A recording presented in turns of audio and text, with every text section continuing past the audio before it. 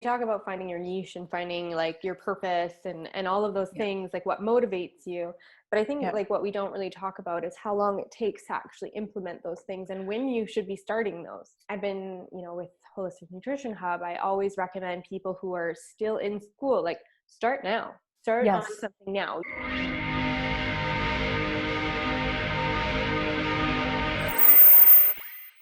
All right, welcome back to another episode of the Holistic Nutrition Hub podcast. Today I am welcoming Stacey Smith.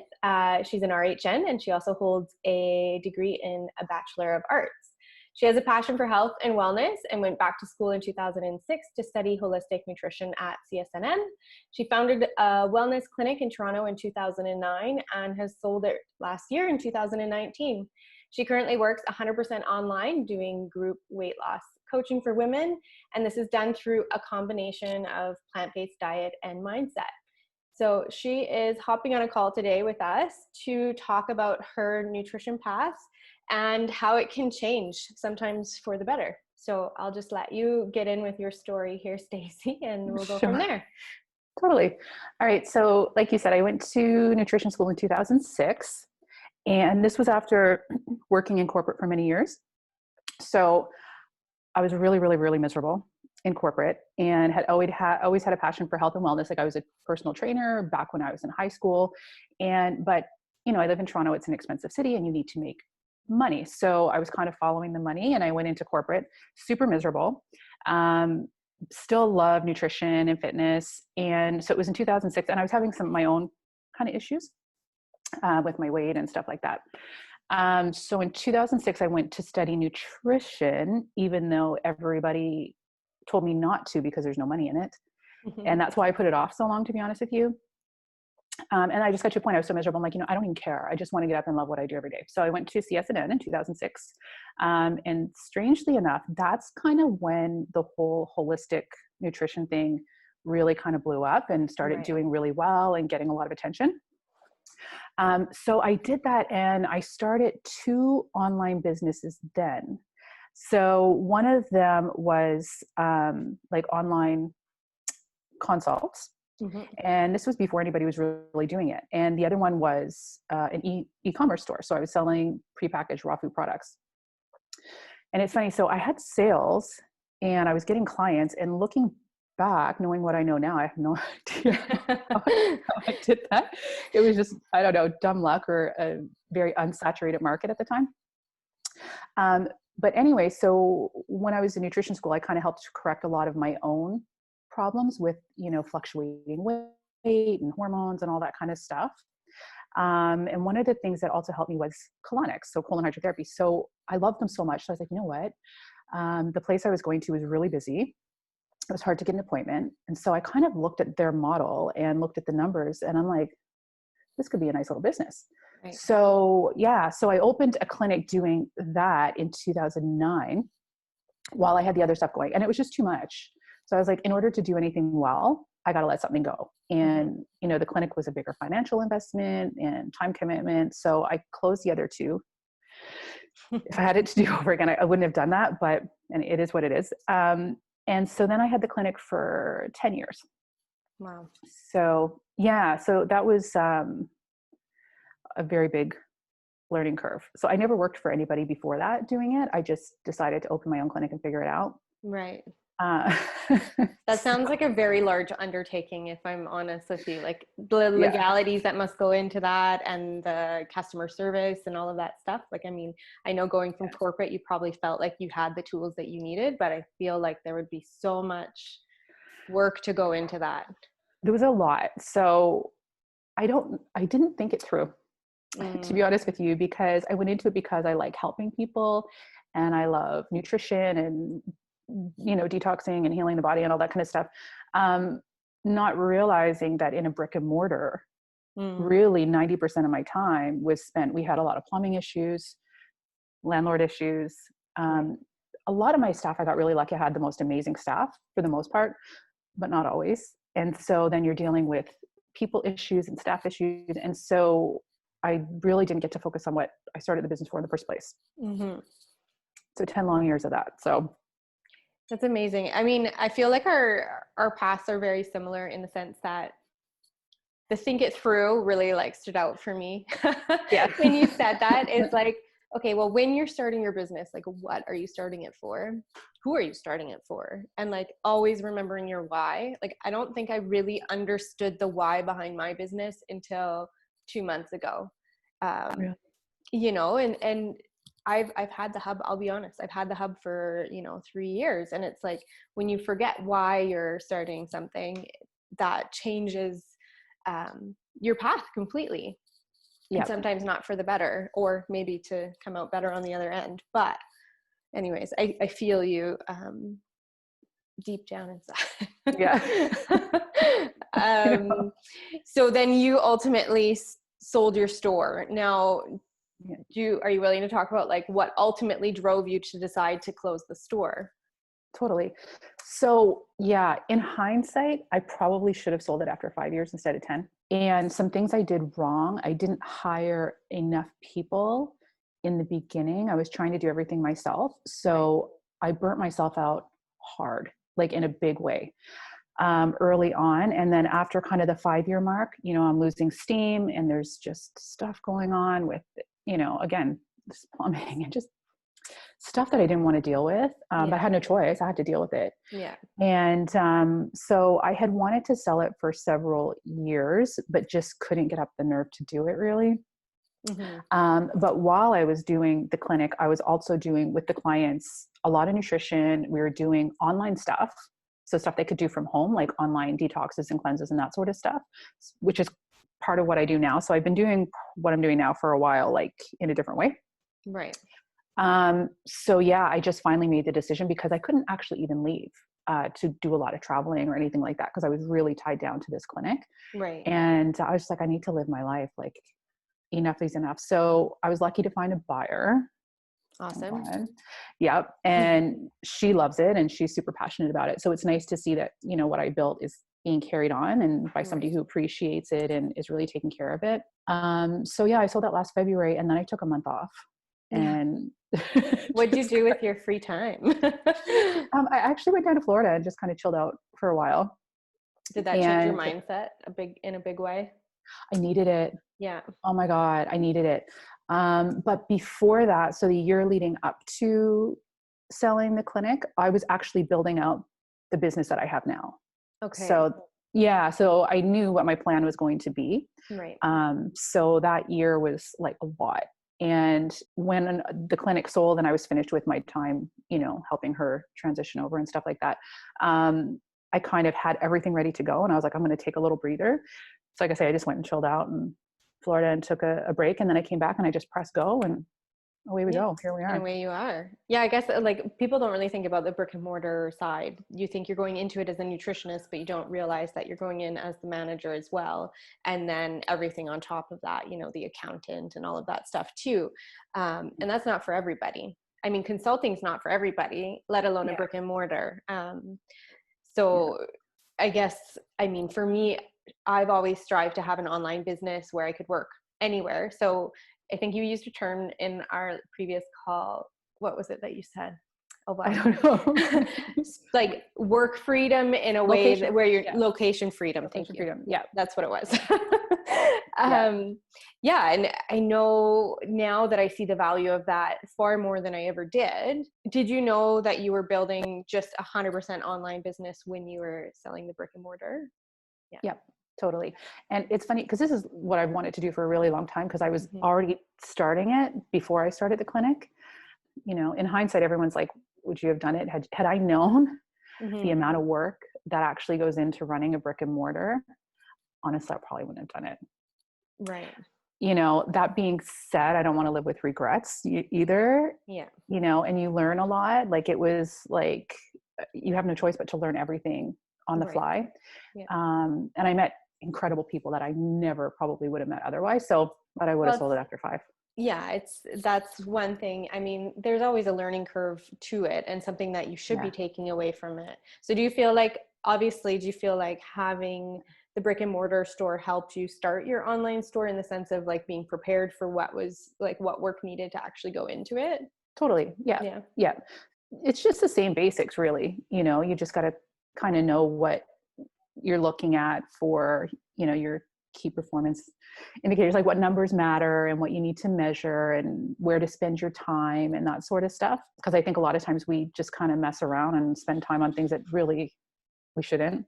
Yeah. Like people spending like a month designing a logo or something. Like you don't need to do that. Like right. spend 5 minutes and move on. You know what I mean? Nobody's going to really care what it looks like anyways. Nobody cares. You're not Nike. Yeah. What would you say is some of your top challenges working online? You know what? I think I'm pretty self-motivated. So I think that would be a big one for a lot of people because nobody's looking at you. Like nobody's keeping you on track. Yeah. Yeah. I mean, as long as I take care of my clients, yeah, it's easy to get complacent. Right. I would say that because, you're making a living, and if you've put a lot of work in the beginning, like most people do, and like I did, so a lot of my stuff is automated. Mm-hmm. It's pretty easy to kind of sit back and coast, but really you should always be reaching for more. Do you know what I mean? So I think that's the biggest challenge. I almost sneezed. Bless you. I didn't though. Yeah, I think that's the thing is like you get to a certain point, even with any nutrition business, I think like either you're working in clients in an office or online, you get to a point where you have to level up, and to make more money, you have to find a way to kind of either find different streams of revenue or level up so that the process, time is money. And I really don't enjoy that saying, but it's really true. So like you can be working on things that matter, like you said. So I guess like, would you be willing to share some of your strategies that you've incorporated into your business that have worked really well, like for you? Totally. Yeah. So when I started this business full time, like I said, I was doing elements of it over the years. And so, but then I just packaged it together to make it more of a premium product. And I started off doing one-on-one, but I knew my end goal was to have the location freedom's huge for me, and time freedom. So I knew I was going to transition it to a group coaching model, right, which frees up a lot of your time. So so I started it one-on-one, and then I moved into group, I think last summer. Okay. I still do one-on-one coaching as well. But my main focus is like the group program. Okay. So then you are working on weight loss and mindset. So how much of this shift to an online business was actually mindset for you? Like everything. I will say this, I think, everybody wants to be an entrepreneur. Yeah. It sounds really nice, but it really genuinely takes a certain type of person, because you need to be super comfortable with uncertainty and taking certain risks. Right. So, and anybody who's in business will tell you it's up and down. And so you need to be able to ride those waves and not take things personally, and just be able to bounce back really quickly and know when to pivot and know when sometimes you need to walk away. Right. But I think sometimes people go up against a wall and they face a challenge, and then they're just like, oh my God, I can't do this. It's too hard. Well, no, that's when you need to push through and see, do I need to just adjust a little thing, and you just got to keep going. Yeah. Well, and you probably realize that too, like when you said you had the 2 online businesses, and if you had just kept them, imagining where they would have been. I mean, I know. When you said that, I remembered a story. Like, I mean, it probably only would have been, a couple years after 2006, like you said, or 2009, when you opened your store, that I said something to my girlfriend out in Toronto or near Toronto, like, yeah, quinoa. And she was like, what the heck is quinoa? And so like, if you had like an e-commerce store with, selling health products, imagine what it would be doing now, like 14 years later. It's unbelievable to think where those things would have been. So I guess my next question to you is like, when did that mindset shift change for you? Like, I mean, I'm sure I'll kind of explain how I'm thinking about this in my head is like, when I started out, I did have that approach, like, oh, this is too hard. Or maybe I get another idea and then like run off with that one, or have like too many things going at once. Right. And then how do you prioritize, like, and know which one is going to be what? So I guess like for me, I just had my mind shift, I guess, towards my entrepreneurship just a little while ago, and everything's falling into place. But, when did that happen for you and in your business? Like knowing that I wanted to be an entrepreneur, or knowing that I wanted to shift online? Yeah, like shifting into like wholeheartedly working on something and getting to that point of, having time freedom and location freedom. I mean, I think that's what we all imagine when we start our consulting business, right? Yeah. So, I mean, I always wanted to do it because I started it before. And in hindsight, I really don't know my thought process when I opened that clinic. Like I look back, I'm like, I don't really know how that happened. But anyway, no, I've been wanting to do this for years and years and years, because in those 10 years, I would take little, like I really value, obviously, my time, my downtime and traveling and stuff like that. And I took 1 2 week vacation in those 10 years, and anything else I took was like 4 days, 4 days, 4 days. Wow. And I had to rush back. And, part of that's my own fault for the way I structured everything. Yeah. And if I had to do it over again, I would have structured it completely differently. Yeah. But I mean, hindsight is 2020. What can you do? Right. So Yeah.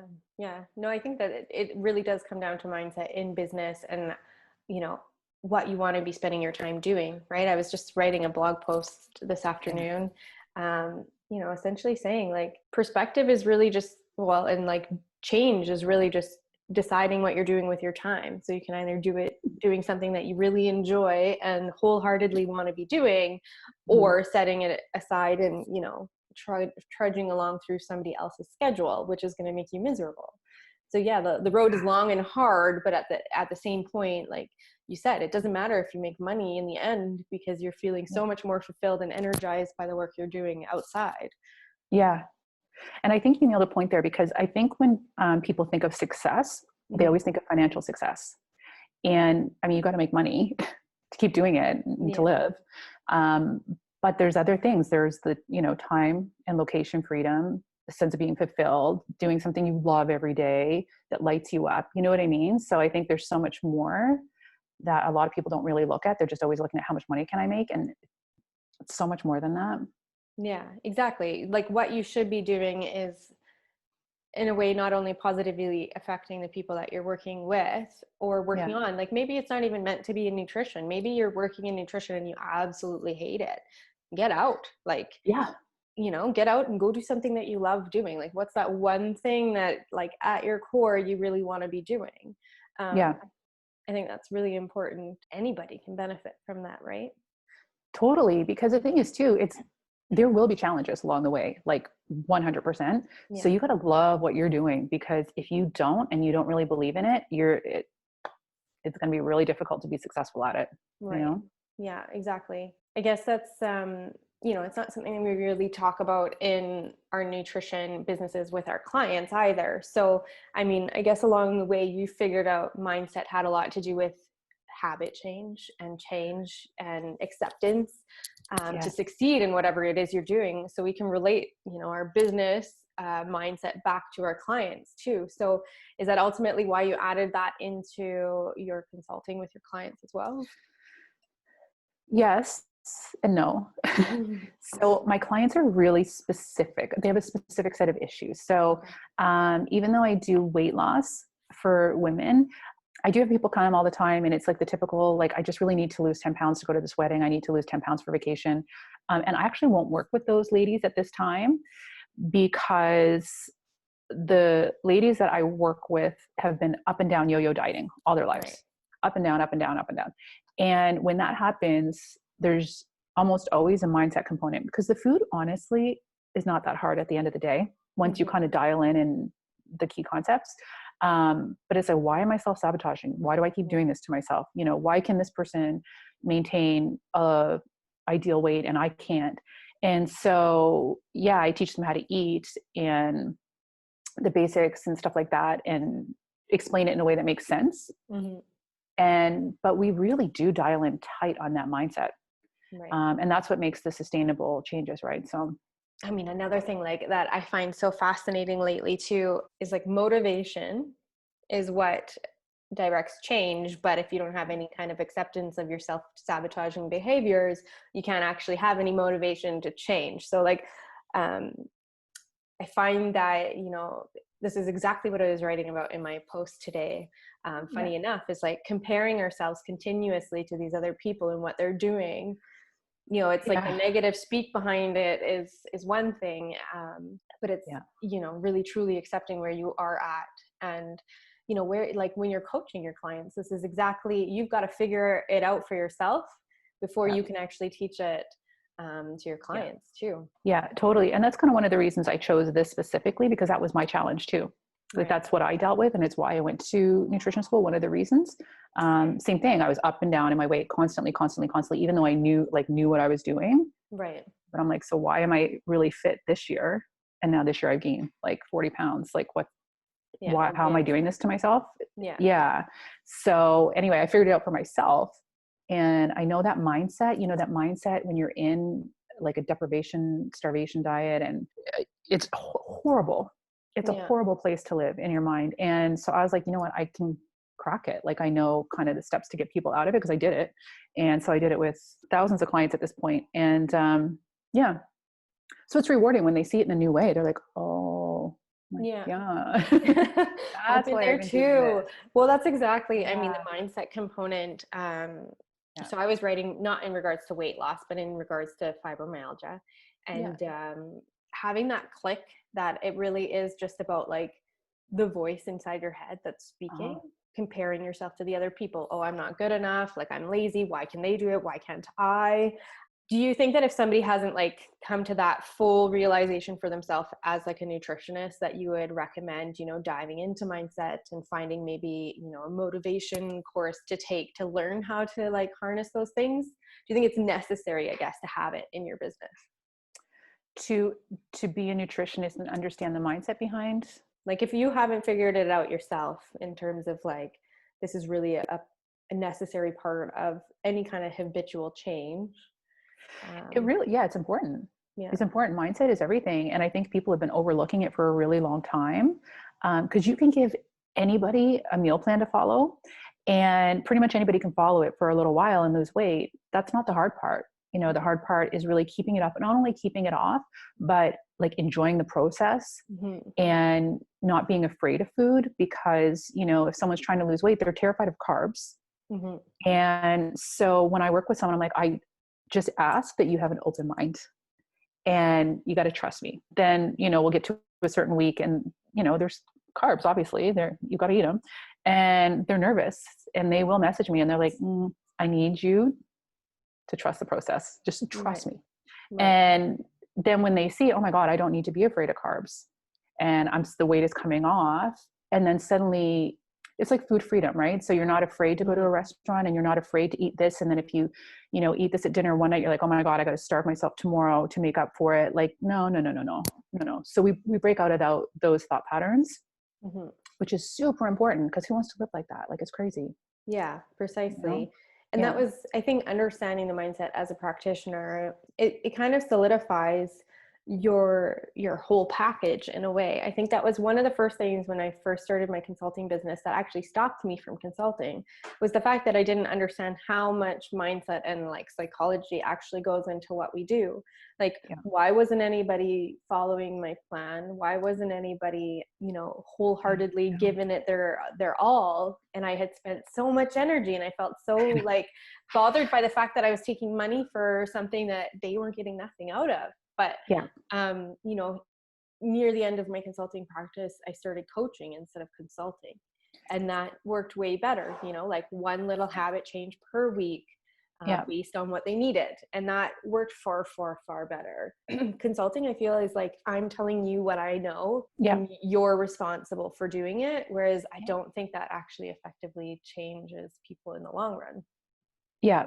And they have to be comfortable with you too, because they're going to, especially if they've been dealing with this for a long time, they're going to come upon challenges, and they need to feel comfortable coming to you to help them, because I can't help you if you don't tell me, that you're having this challenge, because person A will have this challenge and person B will be fine with that. So it depends. Right. Well, and being open to understanding everybody, like as an individual, and like recognizing all of those differences in everybody. Not only are we biochemically different, but every personality is going to be different too. Totally. Is there anything else you'd like to add on that one? I don't think so. I think, and I'm really careful who I allow as clients too. So I do interview everybody at this point. So in your consult, you interview them instead of having a consult? Yeah. Yeah.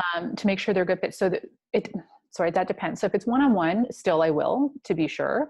But if it's for the group, absolutely, because I'm teaching the same stuff to everybody. Right. So I need to make sure that everybody's kind of on the same page and has the same issues so that it applies to everyone and it can help everybody. Right. And as part of the interview process, I get a feel for people. Like, are you really ready to make these changes? Because if you want to make a permanent change, like, you're going to have to do some things you didn't do before. You can't just wish it away. And if they're really ready, then like, let's go for it and do it. Right. So I'm going to ask you, because I know that for sure some practitioners just starting out would find that completely scary. Like, I need to be taking on every single client that comes through my door. You know what I mean? Like that initial thought really pops into people's heads. So how did you get past that? And have you found that it's beneficial in the long run? In the beginning, you know what? And I don't know if there's a right or wrong answer. I think it depends on the person. But in the beginning, I was taking everybody, and which I think is kind of good, because you learn a lot about different things, and you learn kind of what you want to focus on, and what type of person you want to work with, what type of person you don't want to work with. Right. But now, you're nervous when you niche down, because you're like, oh my gosh. And it's funny because friends of mine who are not in my industry, they're like, don't you think you should be helping everybody? Don't you think you should be helping guys? What about the girl who wants to go to the wedding and lose 10 pounds? There's so many more people. Yeah, but I'd rather just help one very specific type of person and just be really, really, really good at that. Right. So now I'm quite comfortable with it, but I totally understand when you're starting out, you're like, oh my God, I just have to take everything, but that's a lot of work, especially if you're doing one-on-ones. So you have to do different protocols for different issues and this and that. So, the hour or whatever that you're getting paid for, you're doing another 4 or 5 hours of work behind the scenes for them. So you learn pretty quickly, how to kind of niche down. So how did you push through some of those, like, again, mindset issues around, having like less is more kind of is the one thing that kind of pops into my head there. Yeah. You know what? You get to a point and you're like, I'm just going to do it and see what happens. Yeah. That's 100% like exactly it for me too. Like this year, I mean, thanks to COVID, really, I was pushing myself way too hard and trying to do all of it half-ass. Like you said, like, let's have 4 businesses and do them all half-ass and then be miserable because none of them are working 100%. So for me, I was just like, COVID was kind of a blessing where I could sit back and go like, I actually really do love doing this. And we're lucky enough to be in a position where I can kind of like step into an online role 100%. But it's like you said, it's not even about that. No, it's not. And I think too, the other thing is you need to recognize it's probably going to take some time. It does not happen overnight. And you have to be really comfortable being uncomfortable. And honestly, sometimes you just got to do it. Take off the training wheels and just like, what's the worst that's going to happen? Honestly, say that, I think everybody should say that to themselves and really look at it. Like, what is the worst that's going to happen? Yeah. And sometimes it's really shitty, but it's not the end of the world. Like, how else are you going to learn? Right. So. Yeah. So when you were first starting out, I mean, you sold your business, so you probably were able to kind of sustain yourself through this transition, and you had been working on it for a year before that. So if you'll be candid enough to answer this question, is like, when you started out, did you feel financially comfortable enough to be there, or were you still like kind of half and half still in that process? When I sold the clinic and went completely online? Yeah. So, I mean, obviously I sold it for money. Well, it was a labor of love. You had to get something out of it. We didn't do it in trade. We did it for cash. But I mean, it wasn't like millions of dollars or anything. So it's not like I could just retire and go lay on a beach and take a break. But I mean, well, I did for like a month, but I looked at what my expenses were for the new business and my personal expenses. And I looked at how much am I willing to risk. Let's say I didn't get a single client. Let's just say, how long am I willing to go before I have to make another decision here? Right. And so I really looked at those numbers, and I gave myself like about 6 months to say, if I go below this level, then I need to start looking at alternatives. But on touch wood, it actually went quite well.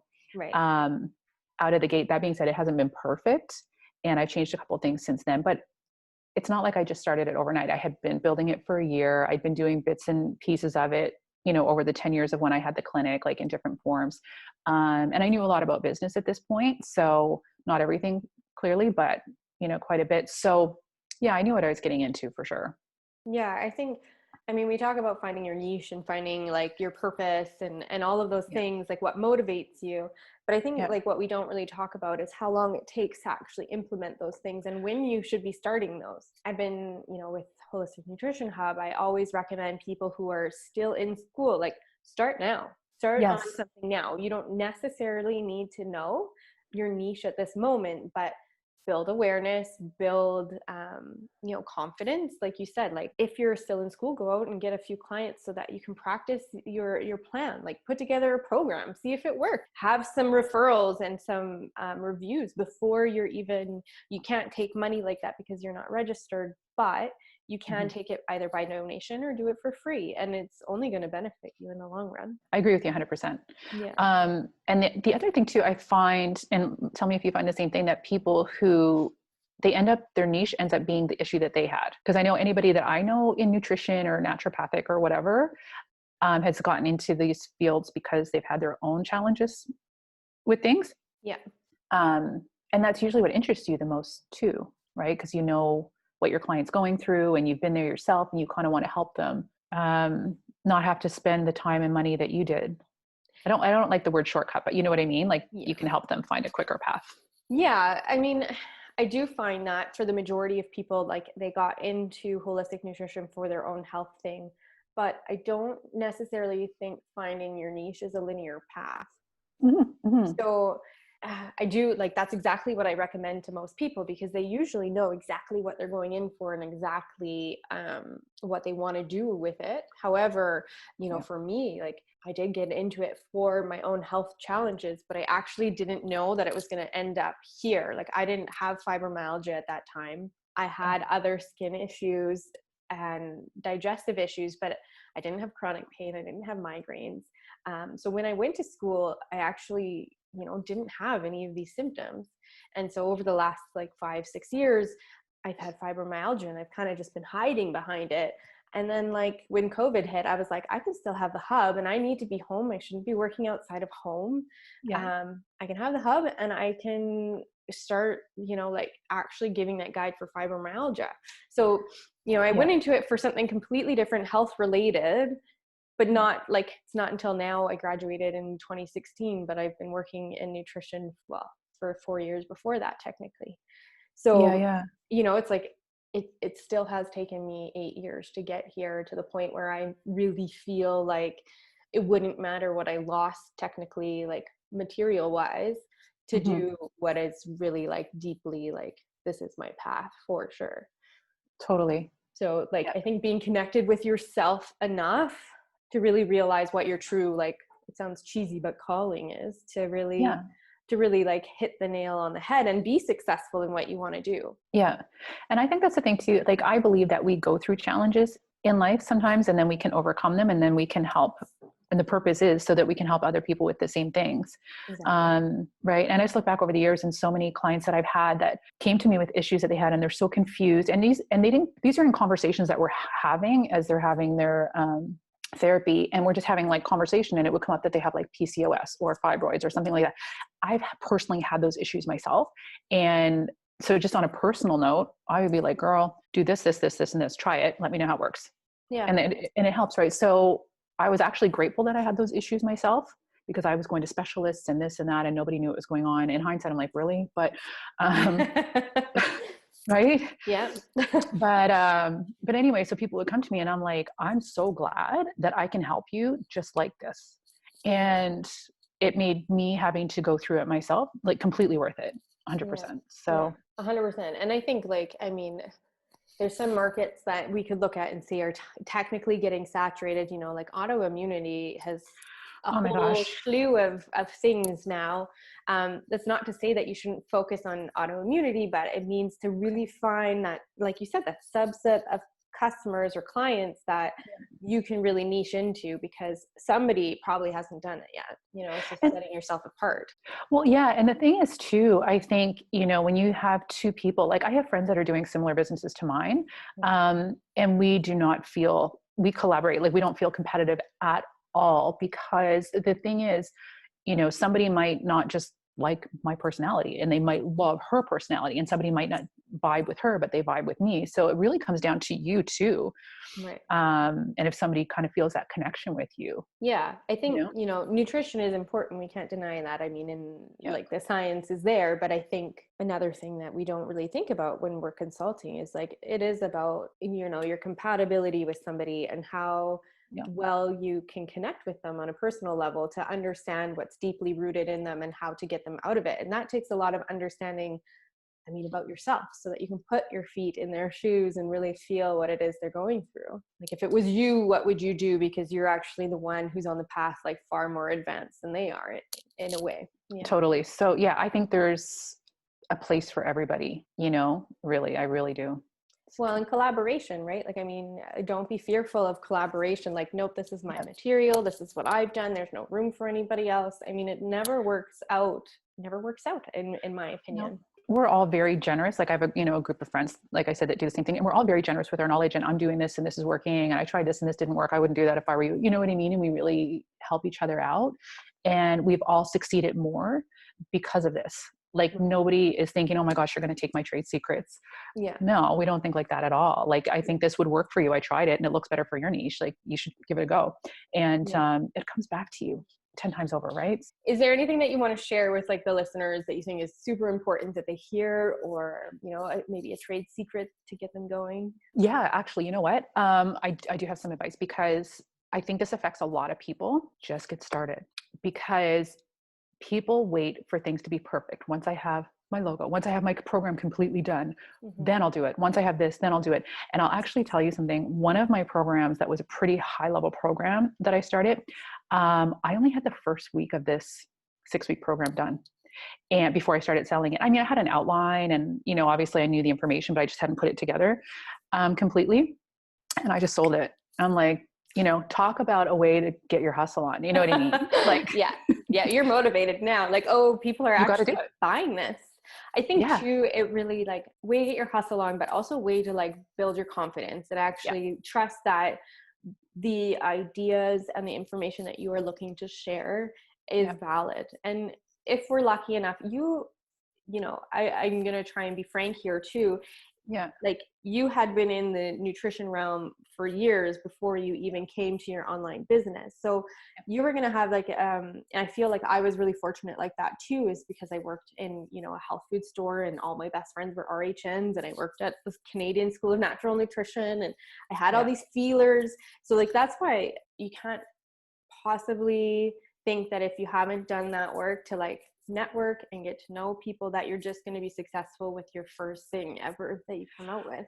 Yeah, no. And, so you just got to get started. And the thing is too, so if you just start before you're ready, you get feedback from your clients on what they like, what's working, what's not working. And so then moving forward, you adjust things. So please don't build out a perfect program before you get started. Because number one, it's going to take you months. Yeah. And then it's never going to be perfect, and you'll never get started. And then you could have it, and then turns out it's a flop and nobody likes it. So kind of, have a general idea. Don't just go blindly, and take people's money and you can't help them. Like obviously you got to be able to help them, but just start. Honestly, you have to. Yeah. I see that a lot. You got to just start. Like, don't be afraid of it. And I think a lot of people have, kind of imposter syndrome, and they're like, well, why would somebody pay me? And I don't know this. And, and I thought that for a long time, because, when you've been in this field for a long time, everything I know is such common sense to me. And like, I can't believe people are going to pay me because this is so common sense. But the thing is, that person is like a banker. Well, I'm not a banker. That's what they've studied. What I've studied and have experiences in nutrition. And so when you have this level of experience, you can just break it down really simple for people and just really teach them what's relevant, So. Yeah, that's you're digesting it.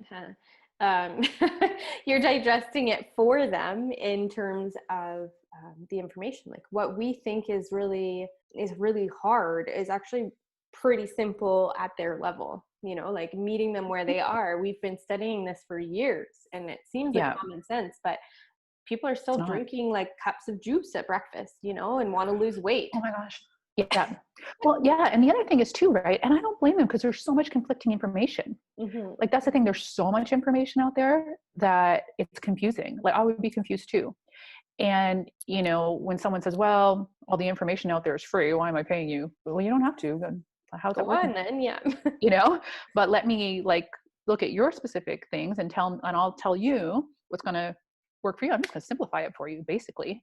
Yeah. And kind of hold your hand through it. So yeah, that's exactly, I think that was my approach. That's the one approach that I kind of always fall back to is, doing the consult, getting them to fill out the forms and looking at the top 6 things that are so blindly obvious. Like to us, they seem like so ridiculously easy and should be long gone out of this person's repertoire. But the reality is, it's they have no idea that that one thing is actually probably the one thing that is stopping them, because you can literally tell them, well, this is this and this is this.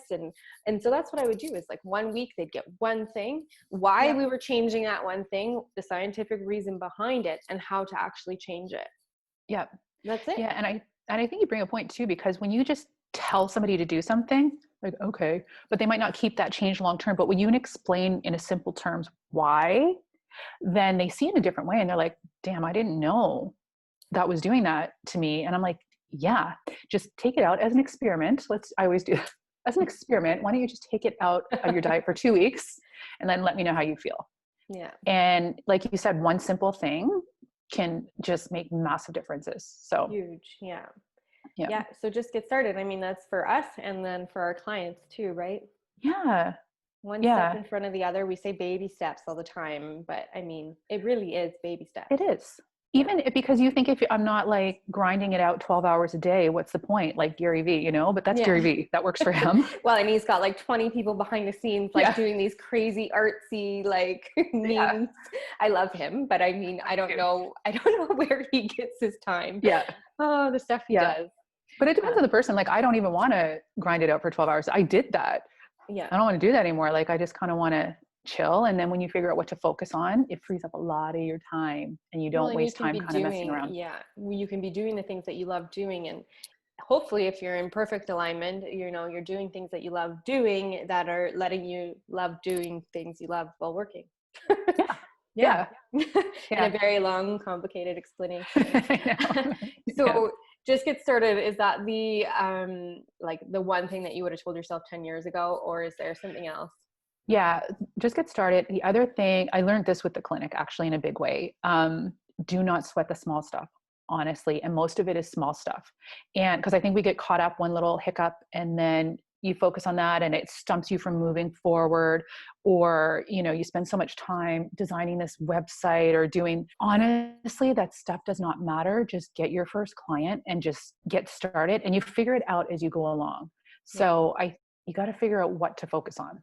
That's the thing. Because most of us focus on different things, which is really a form of procrastination too, I think. So yeah. I'm only laughing because I'm a perfectionist and I'm well, the laundry has to get done before I can do this. And it's I was sharing with my husband is who's putting that external pressure on you? Is it you or is it your clients? Because I was talking to him, he's like, there's people paying me over here. And I'm like, yeah, there's people paying you, but at the end of the day, who's that pressure from? They don't care if they get their plan 10 minutes late, all the more reason to automate things, so you don't have to worry about it either. It just goes out and you can just oh my gosh, game changer. Game changer. And the other thing too is I think everyone, you think you have to do 10 things a day, and sometimes you do, but I always say to myself, especially if I've got just my personal life going on, then I say to myself, if I could do one thing today, if I get one thing done today and feel like I accomplished something and that moves me closer to success, what would that be? And honestly, sometimes it takes under 1 hour and I bang it out first thing in the morning, but it's inching me closer to where I want to go. And I'm not dilly-dallying on things that don't really matter. So I think you really got to say, what is the needle mover if I could only do one thing today. That's exactly kind of what I was saying. It's like, Yeah. you know, how long is this thing really going to take you? Is it going to take you the 3 hours that you have it like warped in your head as? And as soon as like that argument ended, Sean came in here and did his thing, and it was like literally 20 minutes. I'm like, are you finished that thing that you had like 4 hours to complete in 20 minutes? And you literally just like tore me a new, like, you know, let's not be polite, but I was like, really, over that? And he was like, like just looking at me sheepishly. And it's, you know, that's something that I really learned dealing with my fibromyalgia is what's that one thing that is going to make you feel accomplished today? Like, it doesn't matter. The rest of it does not matter. And like, I literally started with getting up and making my bed, because I never used to make my bed. I hated it. Never, you're just going to go sleep in it. Like, what is the point? But it shifted my perspective. It made me less likely to like actually get back in bed, you know, and move from that space that's kind of like holding you back. So it is really just get that thing started, do one thing at a time, and the rest kind of falls into place. It really does. And just those little small wins, like making your bed. Okay, I accomplished something. There's a small win. And then you just build on it. Yeah. All right. Let's end on maybe like the tricks of your trade. Like, what has made you successful in your business? You know what? I do not give up. And again, it comes down to your personality type. So I am a big risk taker. And one of the other reasons I sold my business was because I live in Toronto and I love Toronto. I do not love the winter, and I never have. And my goal for many, many years was to be able to spend my winter somewhere warm. Like, I want to live every day of my life in flip-flops. Honestly, that to me is success. Right. And so this past winter I was able to do that. And I just packed up my car and I spent the winter on a beach in Florida. And it was awesome. Yeah. And some people have their 9 to 5 and they're nervous to leave it for their side hustle until it gets built up, which I will never tell. I mean, different situations for different people, right? For me, I don't have a plan B. You know, the saying, I know Tony Robbins uses it all the time, but burn the boats. So it doesn't work for everybody. But for me, I need to always feel that hunger. So I can't have it. Well, number one, I could never work for anybody else at this point anyway. Like, that would be a joke. I would last a day, honestly, because they would tell me to do something and I'd be like, that doesn't make sense to me. And I think that's a really stupid idea. So I'm not a good employee. But again, I think it depends on your personality. But if I had a cushy job and a regular paycheck, maybe I wouldn't work as hard as I do, but I don't. I have no other source of income than my nutrition coaching. Again, it depends on your personality, but I like to feel a bit of risk. Like, it kind of excites me a little bit, and I'm very comfortable being uncomfortable. So, well, it lights a fire under your butt. Like, let's be honest. Like, you have no choice. Yeah. You have no choice. Like, I mean, one thing I always tell myself about being an entrepreneur is I've never not been able to pay my bills.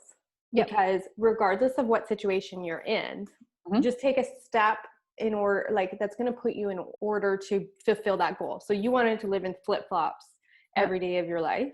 But then you can, if you can't leave your 9 to 5 right away, go into a position, of learning in a different area of nutrition to get your foot in the door, in a health food store, do webinars, do workshops, whatever it takes, so that you can eventually reach the ultimate goal of getting into your flip-flops. Like you said, it's just doing that one thing on your list to actually complete your overall task. So do you think that you've gotten there? Do you do feel comfortable where you're at? I mean, I'm okay. I'm not, I sleep at night. Like, I'm not, listen, there was years I didn't, you know what I mean?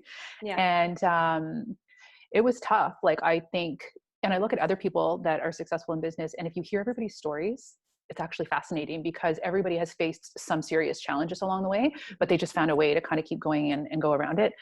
The other thing is, you got to want it bad. Yeah. Like, you really need to want this badly and know your why.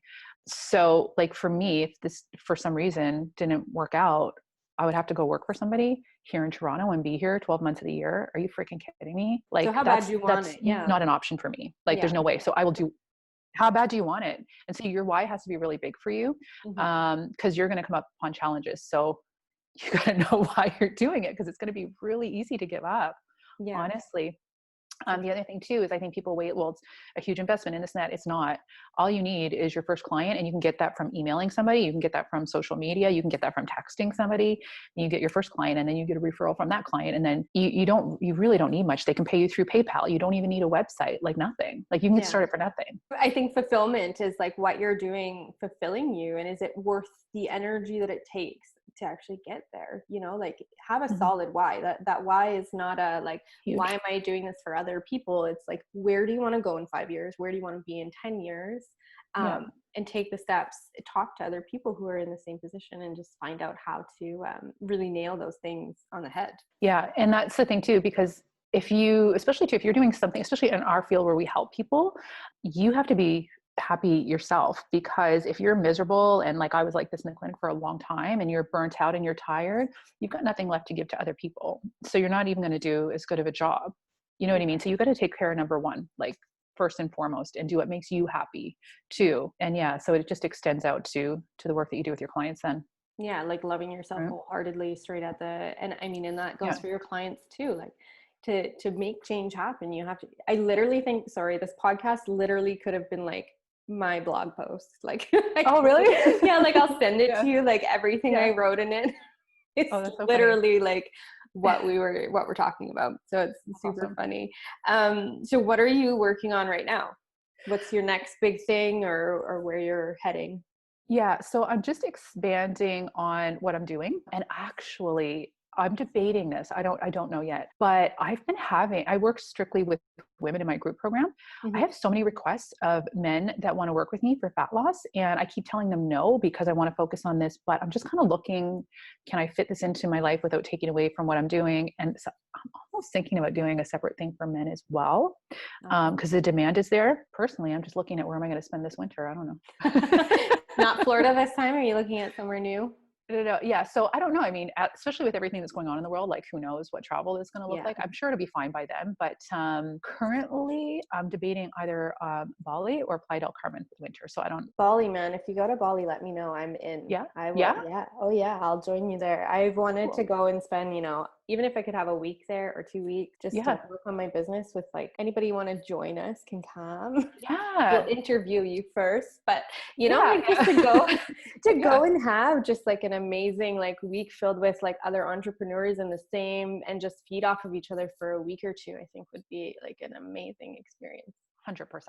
I mean, everybody talks about going there to like meditate and do yoga, and we can do all of that too. But I mean, like, just to be feeding, like have a project, come and show up, or like if your project is literally to do meditation and yoga, like just finding a way to facilitate it. Really, what I have girlfriends who go there all the time to do exactly that, just work on their online businesses and meditate and do yoga. And I'm like, I can do that too, even though I have kids, like we can, if you really want to do it, you can make it happen. When you really want something, you will find a way. Awesome. Where can people find out more about you and what you're doing? Maybe would you be willing for people to be picking your ear at all, or? Totally. Yeah. So obviously I love nutrition, but I love business. Love business. Yeah. I've had obviously so much trial and error over the years. Some things work, some things don't work. Probably wasted tens of thousands of dollars on the wrong things too. I mean, if someone has like a little question here and there, and I can save them a bunch of time and money, for sure. Yeah. The best place probably is, the easiest one is probably just Instagram. And my handle is my full name, Stacey Nicole Smith. Stacey with an EY, correct? Yeah. Stacey Nicole Smith. Nicole Smith. All right. Perfect. Well, thanks for joining us podcast. It was a great talking to you. I hope people find. Thank you, Lynn. Yeah. It's been a pleasure.